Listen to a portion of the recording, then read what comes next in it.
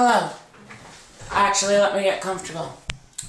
Alright, other than this literally being an extended period of time of me staring at myself and talking to myself. I mean, seriously. What is a YouTube video? It's somebody talking to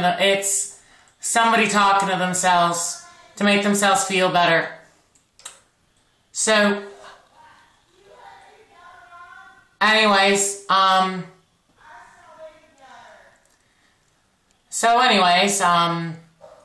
never mind the crazy voices in the background. My name is Alice Fox. This is going to be my daily boredom series that I'm going to actually try to keep up for once. There's been lots of failed series. Alice reads poems, Alice tries to do freestyle. Alice does poems, Alice does freestyle. Alice's daily freestyle, Alice's daily... you can't even see half of them because some of them got so barely off the ground they never even got to video. And, don't you just love how this thing keeps on fading out? But, by the way, I think I look very, very class. And, I want to say this, not necessarily to clarify that I did it first, but more to clarify that they were independent ideas. As you can see, I have a tattoo on this side of my head.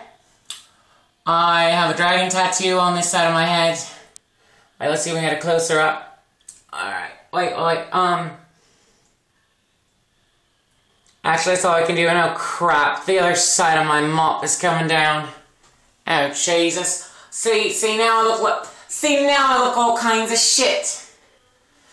Yeah, if you can't... And I'm not vain. I'm self-conscious. Little known fact, people that are self-conscious and do not have very high self-esteem may actually look at themselves in the mirror a whole lot. Do their makeup repeatedly, fix their makeup repeatedly, always be looking at themselves in the mirrors.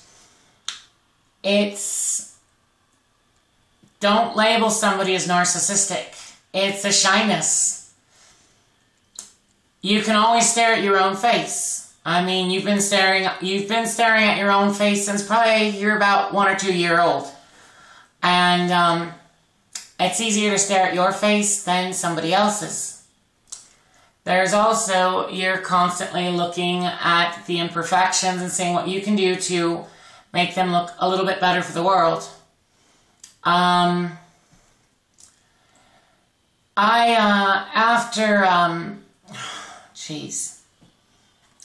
can't even believe some of the stuff I gave up, some of the people I lost after my last relationship. And honestly,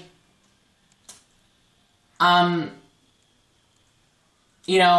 had somebody who's very important who said the only reason she contacted me is to see if in a video, where I was apologizing for hurting her for like 12 minutes straight, that, she just wanted to see if I mentioned some specific instances and was quite upset that I didn't, and I'm thinking, okay, you know what? I would give the extra inch.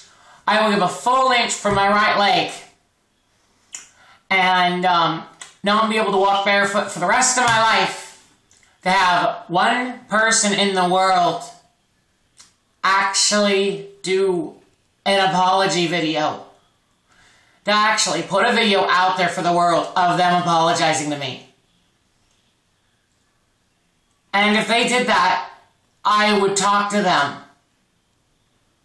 I would do my best to repair the damage.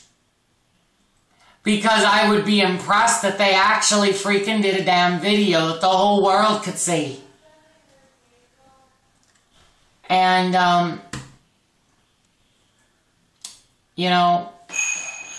I'm a very, very forgiving person by nature. There are people that I have put back in my life just because of an apology. Can't remember of anybody off the top of my head, but one of my best mates, I call her Absinthe, if I recall correctly, wrote a very, very long apology letter to me. I wrote several very long apology letters to her, but I'm fairly sure she did. I mean, it doesn't matter whether she did or not. She's back in my life and for good reason. But, anyways, I have a feeling that people are going to start yelling at me because they're just like that here. People have been really, really high-tensioned, homophobic comments flying around, which really, really I don't like. If you can't tell by the mohawk, and that's because I went off on a tangent, because I was going to clarify that around 4 or 5 years ago, I decided I wanted a tattoo on the side of my head. And I did it. I got another tattoo on the side of my head.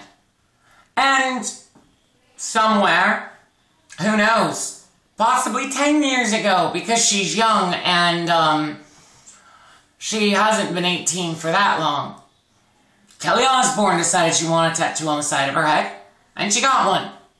And I think it's really cool that we both happened into the same kind of, artwork concept on the side of our heads.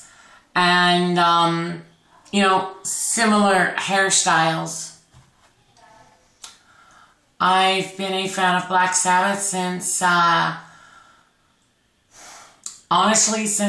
first heard Nativity in Black on the late night full recording of Black Sabbath's original album on our local hard music station. You gotta love being a teenager in a little shithole town. You gotta love being a teenager in a little shithole town, tuning into your radio, desperately trying to get the staticky sounds of KZRX Get Hard. Yeah, that's the radio station you're proud to tell your church you listen to. Anyways, I think the video is going a wee bit long, so I'm going to stop it for right now. Stay fantastic, and I'm not done speaking. Bye-bye.